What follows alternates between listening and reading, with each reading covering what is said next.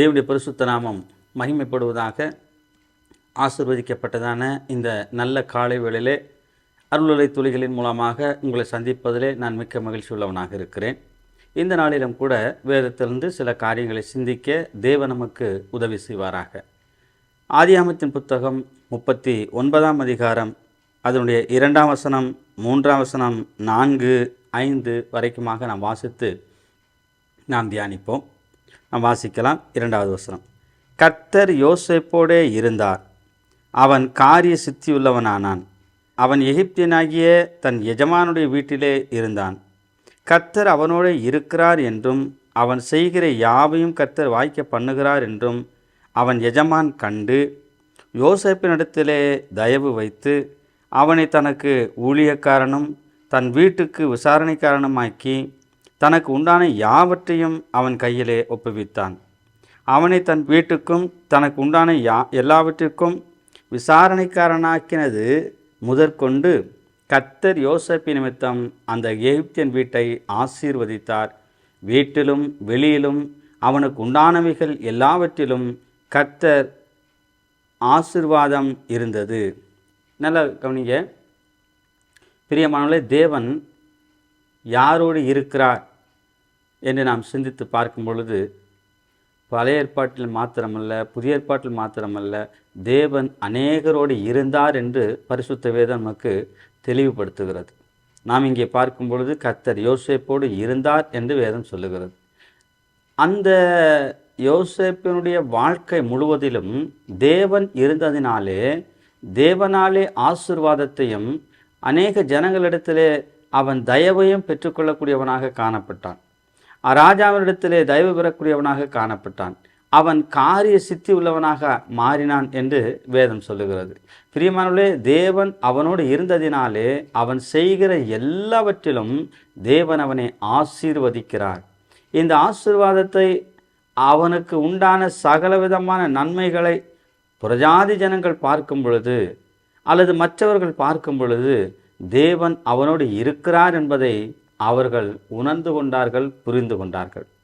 அப்படிப்பட்ட ஒரு நல்ல தேவ பிள்ளையாக, சாட்சியுள்ளவனாக அவன் வாழ்ந்தான். அவன் காரிசித்து உள்ளவனானான்.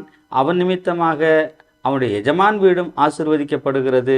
அவனுக்கு உண்டான சகலமும் ஆசீர்வாதத்தை பெற்றுக்கொள்ளுகிறது என்பதை இந்த வேத பகுதி நமக்கு சுட்டி காட்டுகிறது.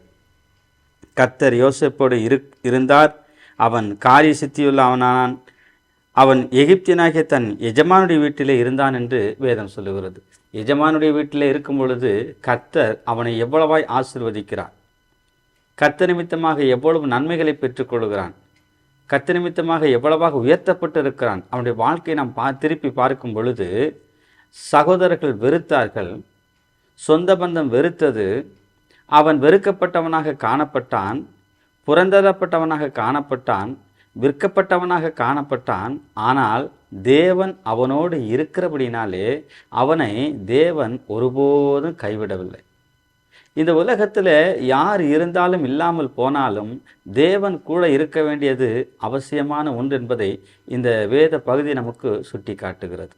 பிரியமானவர்களே, அவன் தன் சொந்த பந்தங்களால் அல்லது சகோதரர்களால் வெறுக்கப்பட்டு ஒதுக்கப்பட்டு புறந்தள்ளப்பட்டிருந்தாலும் கூட தேவன் கூட இருக்கிறார் என்பது எவ்வளவு ஒரு மகிழ்ச்சியான ஒரு செய்தி.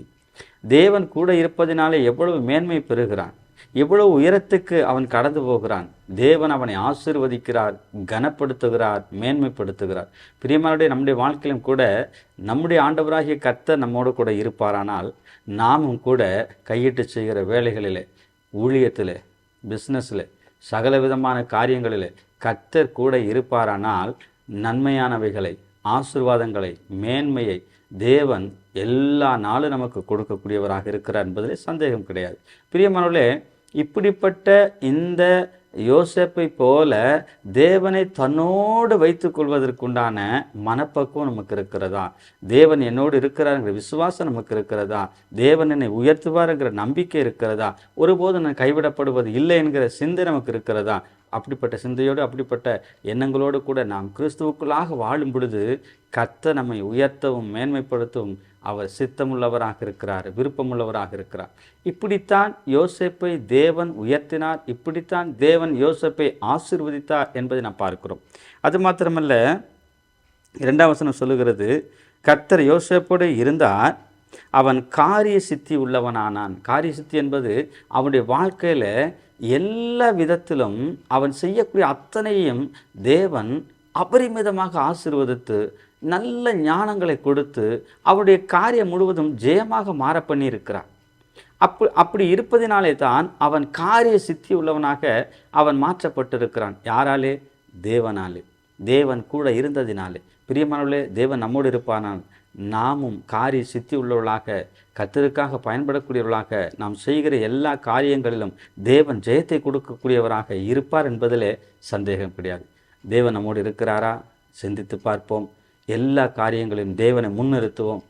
எல்லா காரியங்களும் தேவனை நாம் முன்னிறுத்தி ஒவ்வொரு காரியத்தையும் செய்வோம். நிச்சயமாக தேவன் செவ்வையான வழியிலே நம்மை நடத்துவார், சீரான வழியிலே நம்மை நடத்துவார், உயர்வான பாதைக்கு நேராய் கொண்டு போவார் என்பதிலே சந்தேகம் கிடையாது. அப்படிப்பட்ட நல்ல தேவனோடு கூட நெருங்கி ஜீவித்து கர்த்தருக்காக நாம் மகிமையான காரியங்களை செய்ய தேவன் உங்களுக்கும் எனக்கும் கிருபை செய்வாராக. ஆமென்.